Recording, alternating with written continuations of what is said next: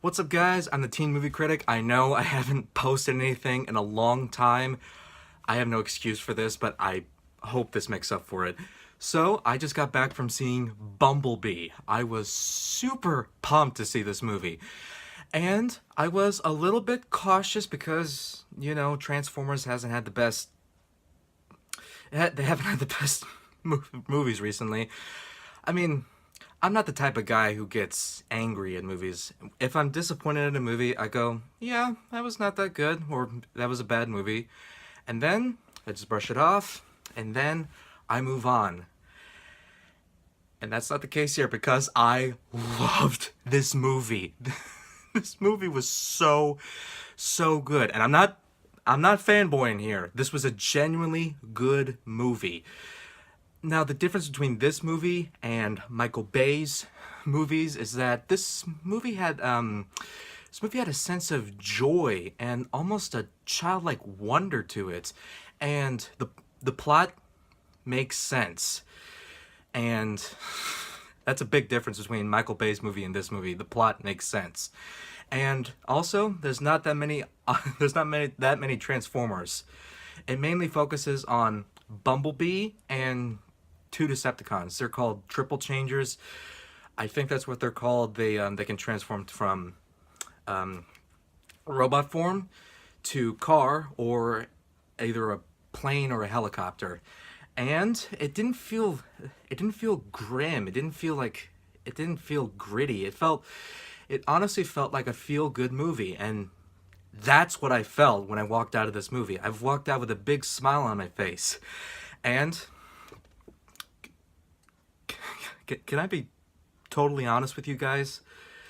There were actually scenes where I was actually welling up in this movie. I never thought I would say this. There were scenes where I was actually welling up. I never thought I would say this about a Transformers movie. But there were scenes where I was so invested into these characters that I didn't want to see anything happen to them. And let's talk about the characters.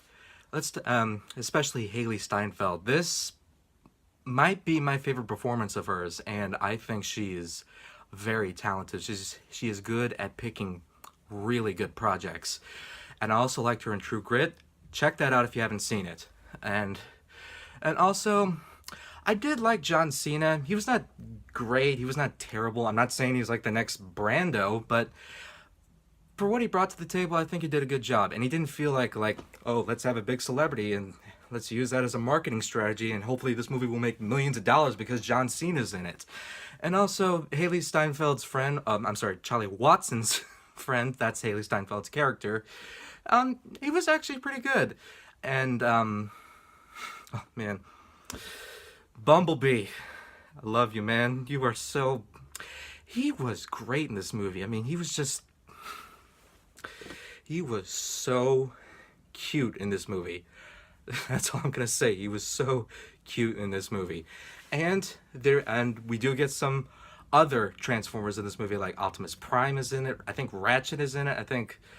I'm not very knowledgeable about old school Transformers, but I think I saw like Soundwave, Optimus Prime, Ratchet, and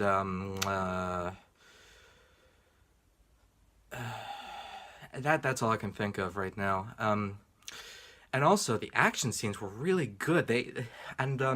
What they did was instead of it like this, like this, where it's like these big black bars, they did it like this. It was more widescreen, so you could actually focus on what's going on, and you could actually tell what was going on instead of just having metal all over the place and fire everywhere.